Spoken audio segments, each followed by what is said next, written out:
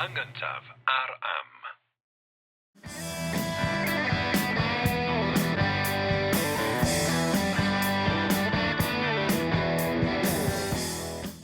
Helo, Jerry Hunter dwi. A Richard Wyn Jones ydw i, a da chi'n gwrando ar gyfres arbennig o bodlediad yr Hen Iaith. Podlediad lle mae'r Americanwr yma a fagwyd yn Cincinnati, Ohio, sy'n bellach yn athro Cymraeg ym Mhrifysgol Bangor, yn ceisio addysgu rhywfaint a rwy'n a fagwyd Hemynydd Ynys Môn, sydd ddim yn athro Cymraeg mewn unrhyw brifysgol ynglŷn â cyfoeth llenyddiaeth i iaith ei hun. A mae hwn yn gyfres arbennig achos da ni'n mynd trwy'r maes llafur lefel A yn y gobaith bod o'n o help, o fydd y rhain o'ch chi sy'n gwneud lefel A Cymraeg, a falle ar athrawon, ac gobeithio wrth gwrs bod o ddiddordeb i'r randawyr arferol y podlediad. Felly, Jerry, gyda hynny o gyflwyniad, be da ni'n gwneud rwan? Y tro hwn, dyn ni am drafod un o'r cerddi modern sydd ar y maes llafur, sef Gwenllian gan Myrddin ap Dafydd. Hyfryd. Ac mae o ran testyn y ger, ran y pwnc, mae'n sôn am Gwenllian, merch Llywelyn a'i Llywela, a ti'n gwybod beth ddigwyddodd iddi hi yn hanesyddol ar ôl i Llywelyn gael ei ladd yn 1282? Do, felly, achos dwi'n gyfarwydd â hanes ceisio sefydlu rhywbeth o gofeb iddi. A mi sgwenwyd y gerdd hon, mae'n debyg yn ystod yr ymgyrch yna, 1993. Felly, be ddigwyddodd oedd i Gwenllian druan ydy ar ôl i ein Llywolaf gael ei ladd yng Nghilmeri yn 1282. Fe eithbwyd â hi o Gymru I Sebringham yn swydd Lincoln, sef mwy na lai y lle pella yn Lloegr elli di gyrraedd o Gymru. Yn union. A'i rhoi ti mewn lleiandu yn fyna. I sicrhau na fysa hi'n prodi a cael plant, a na fysa hi'n cael ei magu'n siarad Cymraeg, a na fysa hi'n gwybod pwy oedd hi hyn oed, sef unig ferch tywysogol o Cymru. Felly, ac mewn ffordd yn drech i drio lladd y llinach ynddo. Yn union. Fel bod na neb yn gallu cyflwyno hynny'n fel etifeddion uniongyrchol Llywelyn i'r Llywelyn. So rhyw fath o nodyn i hanes y gorau sgyniad yn sicrhau bod llinach tywysogion Cymru wedi i chwalu yn gyfer gwbl. Ac fe anghofwyd amdani i raddau helaeth, ond bod ymgyrch lwyddiannus yn y pen draw wedi bod i lunio cofeb iddi yn Sebringham draw yn swydd Lincoln, hollol. So mae'r cywydd hwn gan Myrddin ap Dafydd yn trafod ar hanes yna yn y cyd-destun hwnnw. Rwy'n pwyslais ar gofhau Gwenllian, ar hyn y gollodd hi, ar hyn y gollwyd oherwydd y ffaith bod Cymru wedi ei cholli hi. Iawn. A felly cywydd ydy o, mae gerdd hon yn gywydd, y cywydd hwn, ond y gerdd hon, gofio di, felly mae'r gerdd hon yn gywydd, a mae'r cywydd hwn wedi rannu yn 6 ffennill. O ran y cywydd, mae'n un o'r hein fesur y caeth, mi oedd Dafydd ap Gwilym yn defnyddio mesur y cywydd yn ôl yn y 4th ganrif ar 10, a mae beirdd Cymraeg yn parhau i ddefnyddio'r cywydd. Mae dal yn fesur poblogaidd iawn. Un o'r pethau nath yn nenu i at y Gymraeg, fel ti'n gwybod yn iawn, dwi'n dod o America yn reiddiol, nes i studio llenyddiaeth Saesneg fel y gradd gyntaf cyn cael y nenu at y Gymraeg, ac o'n i'n dotio at y ffaith pan o'n i'n ddyn ifanc iawn a wedi dod i Gymru am y tro cyntaf dysgu Cymraeg, a dechrau dysgu am llenyddiaeth Gymraeg. O'n i'n dotio at y ffaith bod yr hen fesur a caeth canoloesol cymleth gyda Cynghanedd dal mor boblogaidd yng Nghymru, ond mae pobl yn defnyddio'r hen gyfrwng canoloesol yma i ganu am bynciau cyfoes.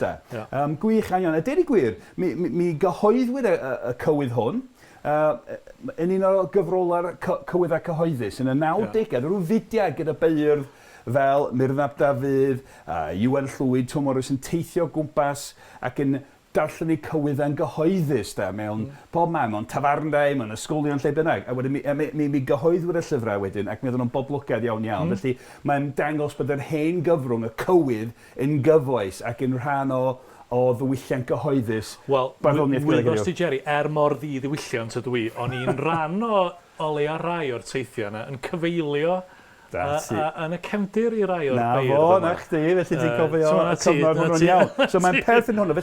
Felly, cwpled yw sylfaen y cywydd, cwpled gyda 7 syll ym mhob llinell, a'r odol benodol dyn ni'n disgwyl sy'n rhan o'r rheoliadau, syll acenog yn odli y syll ddiacen, a gynghanedd ym mhob llinell, ond cwpled ydi o. Felly, mewn theori, mae cywydd yn gallu ymrwyo ran hyd rhwng fod yn un cwpled, 2 linell i 10,000 o linellau da. Ond mae'n y duedd heddiw i sgwennu cywyddau byrion, cywyddau byr. Ond mae Myrddin ap Dafydd yn y cywydd hwn wedi dewis rhannu y gerdd yn benillion hefyd. Dych chi'n mynd gorau wneud hynny mewn cywydd. Mae wedi dewis strwythuro'r cywydd trwy ddefnyddio 6 ffennill. 6 ffennill gyda 3 chwpled neu 6 llinell ym mhob un, sy'n rhoi rhyw strwythur yn helpu symud y drafodaeth ymlaen yn y modd mae eisiau gwneud. Felly, awn ni fesol pennill gan gofio mae 3 chwpled cywydd sy'n mhob pennill, iawn? Iawn, ti eisiau fi ddarllen, lle? Os neud i, esblygu dda. Sbectol ymlaen, oce. Dilef yw tywod lafan, a rhagor myd yw'r gro man. Iaith fel marwolaeth ddau yw tyniad pell y tonau, ar y cliw tawal yw'r clai, a mynwent yw dŵr menau. Ie. Waw, oce. Mae'n dydaro yn syth, dydy. A mae'n lleoli mewn lle penodol iawn yng ngogledd o'r llew yn Cymru.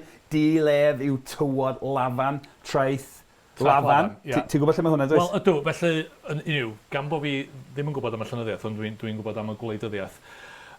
Traeth lafan ydy'r traeth mawr sydd yn dod i'r golwg pan mae'r llanw wedi mynd ar drai yn sort of rhwng Bangor a Llanfairfechan. A'r pwynt am fyma ydy mi oedd llys neu un o lysoedd, ond falle prif lys Llywelyn i'n Llywelyn yn Aber Gwyngregin sy'n reit ar lan traeth lafan. A'r pwynt pam y rheswm bod Aber Gwyngregin wedi bod yn bwysig yn hanesyddol, oedd mae dyna oedd y groesfon o'r tir mawr i Ynys Môn. Achos pan mae'r dŵr yn isel iawn, yn llythrenol taflad carreg ydi o ar draws y fennau. Haws croesi.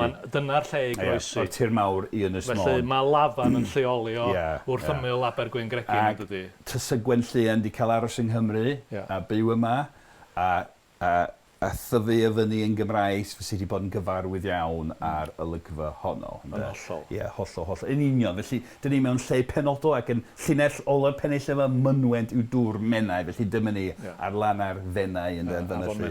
Hollol. Ond hefyd yn y cywydd hwn, mae'n gymaint o iri yn dechrau dilef, iaith, nes ymlaen, ddiwen, ddiwg, ddiwerid, mae'n gymaint o troi peth negydd o pwysleisio'r hyn sydd wedi cael ei cymryd i ffwr wrth i Gymru golli Gwenllian ac wrth i Gwenllian golli Cymru. Mae'n gymaint o hynny'n mynd ymlaen. A mae'n rhywbeth, dwi'n meddwl yn di-iaith, achos mae'n cael ei magu heb yr iaith Gymraeg wrth gwrs, fel marwolaeth ddau. Pwy o'r ddau yma sgwrn ni? Mae'n ddiddorol, fel pan mae dau yn marw, mae angen dau gan o sgwrs, marwolaeth dau, dos o ddim byd yn digwydd, neu dwi'n sôn am ei rhieni hi, pwy o'r ddau ti'n meddwl sydd wedi marw? Wel, o'n i'n cymryd... Dwi'n siŵr beth yw'r ateb ger i chdi dyna benigwr. Beth yw'r ateb i'r cwestiwn ti'n newydd ofyn i fi? Wel, dwi'n fwy nag un ateb yn dod yn y peth efo barddoniaeth, na mae iawn ydych chi'n gallu i doholi mewn ffyrdd gwahanol. A dwi'n gwybod, mae'n awgrymog iawn dydy. Fel dwi'n dweud, marwolaeth dau. Mae angen dau i gynnal sgwrs, ac mae'r ddau di marw, does, mae'n ddi-iaith, mae'r hollol ddistaw. Ond hefyd, mae'n y ddau beth mawr yn y fantol, does, Cymru a Gwenllian. A'r iaith Gymraeg yn rhan amator o Gymru hefyd. Dwi'n hoff iawn os ti'n tynnu'r sangiad na allan fel ti wedi dysgu fi wneud efo Dafydd ap Gwilym ac ati. Di-iaith yw tyniad pell y tonau ar y cliw. Dwi'n licio ma hwnna'n... Ie, da iawn chdi. Fel dweud, mae'r cywydd yn hen fesur canolosol. Ti wedi cael cyfle i darllen Dafydd ap Gwilym o fi wedi dysgu wneud o, i chwilio am y frawddeg. Ti wedi diwyllio rhywfaint. Wel, da iawn. Di-iaith yw tyniad pell y tonau ar y cliw. Ac hefyd, mae'n ddiddorol, ni eisiau sôn am hynny dyn ni gwir, achos o ran, mae'r frawddeg ramadegol yn gorffen fyna ar ganol llinell ar y cliw. Mae'n atonod llawn yna, a wedyn mae'r frawddeg nesaf yn dechrau tawl y cliw. Wel, di'n mynd digwydd yn aml, mae'n ddiddorol, mae'r frawddeg yn dod i ben ar ganol llinell, felly mae'r frawddeg ramadegol yn mynd yn groes i strwythyr y cywydd fel mesur. A mae hynny'n ddifyr. Dwi'n gweld hynny fel rhywbeth mwy modernaidd yn defnyddio'r mesur canolosol mewn ffordd fwy arloesol. Ac i fi, fel rwy'n sydd ddim yn dall beth yma, effaith hynny ar ar y glust ydy mae'n gwneud tawal yw'r clai a mynwent yw dŵr menau. Hollol. Mae'n gywasgo wneud o'n ofnadwy o bwerus yn dydi. Hollol, felly mae'n gampus iawn dydi o ran a defnydd y bardd o'r gynghanedd, o fesur y cywydd, ac o'r ramadeg y Gymraeg efo'r ffordd wedi syrnu o brawddegau da, a mae'r delwedd yn wych. Ond mae'r cywair yn gythreilig o leddf. Yndi, galaru mae o da. Felly pennill nesaf sgwydda. Wynedd hen, ddi-wen, ddi-wg, ddi-werid tan hedd iorwg, a'i henfo'r cul heb frig gwyn, na chraig i ddal ei chregin. Heb wybod wylo baban, heb sgwrs a heb suo gan. Felly, rhyfeddol dydi. Ac yn y cwpl ola yna yn y pennill hwn, dyma ni'n dod at hanes Gwenllian. Baban y gymerwyd o ei chartre yng Ngwynedd ynddo. Cipio babi. A fel dyn ni'n clywed heddiw efo'r rhyfel ofnadwy sy'n mynd ymlaen yn Ukraine, mae lluoedd Rwsia yn cipio plant Ukraine i fynd yn y Rwsia iddyn nhw peidio tyfu fyny fel Ukrainiaid. Felly babi wedi cipio, heb wybod wylo baban, heb sgwrs a heb sio gan. Ond hefyd, allu di ddihongli, wel, a tybed allu di ddihongli hynna hefyd, fel, wrth gwrs, i chadw i heb cael plentyn, neu heb cael plant, felly gafodd hi erioed wybod wylo baban yn y lleiandy, gafodd hi heb suo gan, gafodd hi erioed ganu i'w baban, felly, gafodd hi chipio. Mae'n colli i phlentyndod Cymraeg hi, a'n eto cael plant, fyddi beth yn fam i hun. Yn union. A wedyn mae Wynedd hen, ddi-wen, ddi-wg, ddi-werid, tan hedd, iorwg. Felly mae iorwg yn rhywbeth da ni'n cysylltu hefo Llywelyn yn Llywelyn dydy. Dyna'r ddeilen iorwg ydy'r symbol. Dyna da ni'n gysylltu hefo Llywelyn yn Llywelyn. Mae'n rhywbeth a gysylltu'r hefo fo. Dwi'n gwybod os fo'n benodol, dwi'n meddwl. Mae hynny'n wir, a hefyd mae iorwg, mae'n tyfu dros adfeilion hyd yn aml. Mae'n rhywbeth yn ysgol hen safle hanesyddol nad yw'n weithredol bellach hefyd, rhywbeth am hynna. A gwerid, ystyr gwerid yw gwlad tir deiar, felly Gwynedd hen ddi-werid, heb dir, heb wlad ydy. Tan hedd iorwg, felly mae'n adfeilion gwlad. Fatha Gwynedd wedi'w dadfeilio. Hollol de. A teulu Gwynedd, wrth gwrs, fydda teulu Gwenllian yn de. Teulu brenhinol Gwynedd, felly. Hollol. A'i henfo'r cyr heb frig gwyn a chraig i ddal ei chregin. Aber gwyn gregin. Mae'r gerdd hon yn weledol iawn ac mae'n engreiddio ni gymaint yn yr ardal benodol honno ar lan afon Menai ar y traeth yn bendant. Hi wyddyn sy'n amddifad o orwel hon heb hawl ar wlad. Di gryd yw ei geiriau hi, di aelwyd yw ei holi. Di yfory yw hi'n golaid frau a'n llafar ei hynllefau. Ac yn canol ei sylw arni hi, Gwenllian, merch fach, babi ynddo, hi wyddyn ynddo, sy'n amddifad. Chod, mae'n amddifad wrth gwrs, mae rheni di marw, mae wedi cael ei chipio o'i gwlad heb wybod dim am ei theuluau gwlad, yn amddifad mewn ffordd fawr. Ond hefyd, yn eisiau fel Gwyddyn, da. Yn ddorol, mae delw, mae Gwyddyn, mae'n rhywbeth byw, Gwyddyn, ond mae'n fregus iawn hefyd ydy, peth bach bregus. A mae'n cael ei chwythu gan rymoedd. Mae'r bregister ydy'r Gwyddyn. Byw ond bregus, da, a drigaredd y gwynt mewn ffordd, yn union. Ac amddifad o orwel hon, yr olygfa hon, y wlad hon, yr iaith hon, da, mewn ffordd. Heb hawl ar wlad. Di gryd yw ei geiriau hi, di aelwyd yw ei holi. Di gryd ynddo. So, mae babi'n cysgu mewn cryd ynddo, ond mae i geiriau hi yn ddi gryd. Does o ddim gwely i'r Gymraeg iddi hi mewn ffordd. Mae'n colli'r Gymraeg wrth gael ei chipio, di gryd. Yn pwysig, eto mae babi bach oedd hi, yn gwneud hyn, am ddyfadu rhywun o'i hunaniaeth a iaith, cyn iddyn nhw cael cyfle i wybod amdano fo da, di gryd, a wedyn mae'r cwpled ola, mae'n sgubol di. Di yfory yw hir golaid fraw a'n llafar ei... Golaid frau? Sori, mae ddrwg yn i'n... Dwi dan ffasiwn deimlo. Wyt ti, Di-yfory yw hir gowlaid frau, an llafar ei hynllefau. Ia, gowlaid, hynny yw coflaid, rhywbeth da chi'n ei gofleidio. Ac mae hi'n goflaid frau, babi bach, da chi'n cofleidio, ond mae'n frau, mae'n fregus, fel gwifyn, mae'n gysyn iawn dydy. A mae anllafar ei hynllefau. Achos dim yn gwybod pa iaith i roi'n hynllefau hi, da wedi colli'r Gymraeg, ydy, mae'n bwerus iawn dydy. Dal ati! Reit, nerthwan. Distawrwydd di-dosturi sy'n ma'n siol ar ei hôl hi. Nid oes rhag ei hoes o gyr, un gesail iddi'n gysur. Yn yr hwyr, ni chlyw yn ei rhaid, ei chenedl yn un o chenaid. Ie. A mae'n ddi-iaith, mae wedi i hamddyfadu'r Gymraeg, a'r llinell gynt yn y pennell hwn, distawrwydd di-dosturi. A dyna'r lleiandy, de? Ie. Ti'n dychmygu tawelwr yn dawel dewn, ond ddim yn cydymdeimlo. O gwbl, de. Achos mae eu swyddogaeth nhw fel lleiandy i gadw y brenin yn hapus. Yn union. Ydy wneud yn siŵr bod Gwenllian byth yn hollol risg gwleidyddol i'r wladwriaeth. Yn union. Ac siôl, da chi'n magu babi mewn siôl, lapio babi mewn siôl i'w gadw'n gynnes, ond ddyma mae rhywbeth gwahanol iawn. Sy'n siôl ar ei hôl hi. Ie, hollol. A mae hwn o'n nadw yn dydi, mae hwn yn erchyll. Nid oes rhag ei hoes o gyr, un gesail iddi'n gysur. A mae cesail yn gallu golygu mynwes hefyd, felly dim neb i'w chofleidio fel fysa mam yn neud, neu tad rhiant, rhywun sy'n ei charu hi. Felly mae'n amddifeg go iawn. A di hi ddim yn gwybod am ei chenedl, a di chenedl ddim yn gwybod am ni chliw yn ei rhaid i chenedl un o chenaid. Pwerus iawn.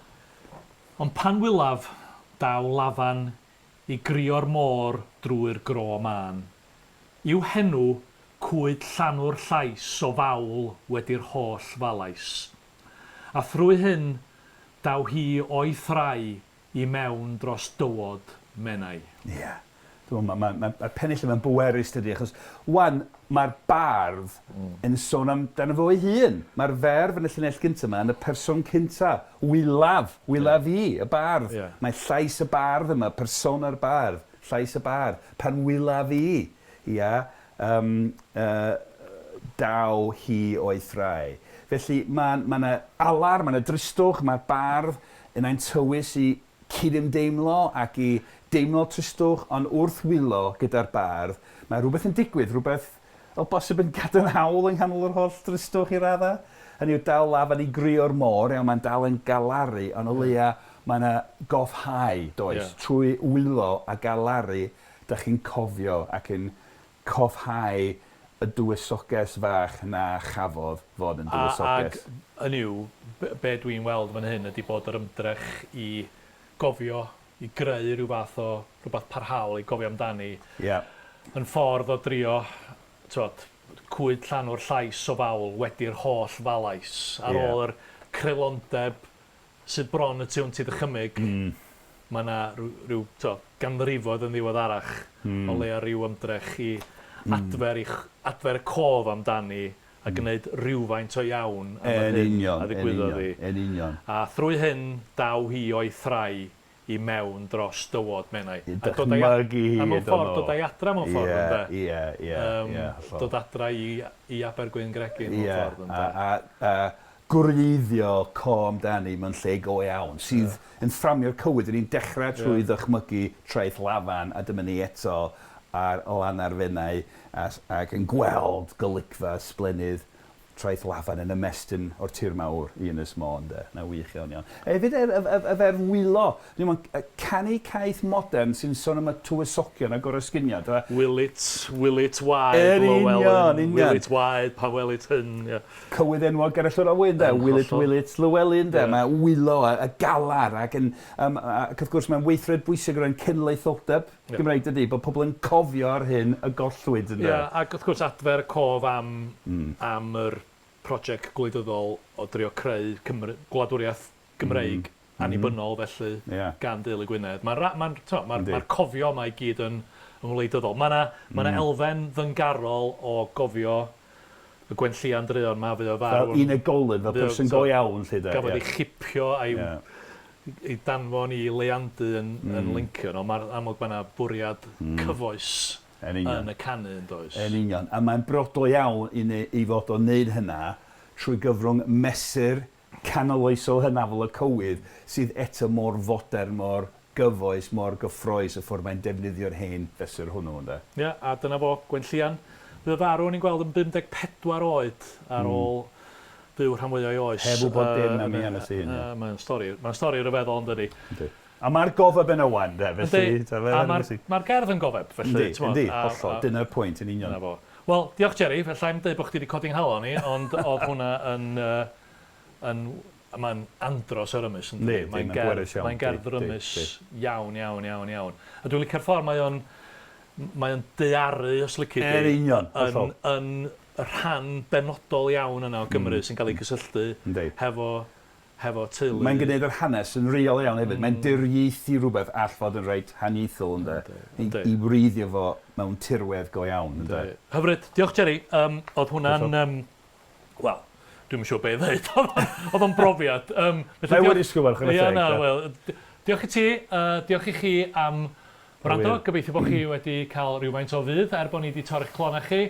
Diolch i Richard Martin sy'n recordio rhain i gyd ac yn gwneud o'n bosibl. Cofiwch bod gennym ni gyfres gyfa o... dwy gyfres o'r hen iaith hyd yma, lle da ni'n trafod llenyddiaeth Gymraeg. Os da chi'n cael blas ar y stwff yma, mae yna, degau ar ddegau o benodau i chi wrando yna. Da ni ar gael ar y ffrydiau podlediadau, da ni ar gael ar YouTube, lle mae modd yn gweld ni hefyd, a da ni ar gael yn gyntaf, Jerry, bob tro. Ar am. Felly, a mae'n bobl eraill da ni'n gorfod diolch. Wel, mae'r gyfres arbennig hon yn cael ei chreu gan Ysgol y Gymraeg, Prifysgol Bangor, gyda chefnogaeth y Coleg Cymraeg Cenedlaethol, mewn partneriaeth â Llyfrgell Genedlaethol Cymru. Diolch i Richard a chanolfan Llywodraethiau Cymru, lle dyn ni'n ffilfio heddiw. Clywch. Yn Mhrifysgol Caerdydd. Ond hefyd mae Cybac wedi bod yn helpu, felly diolch i bawb a Richard Martin sy'n wrthi tu ôl o'r camera wneud yr holl waith calad o gadw trefn a sicrhau bod y podlediad yn eich cyrraedd chi. Reit, gyda hynna, diolch, hwyl am y tro. Hwyl fawr.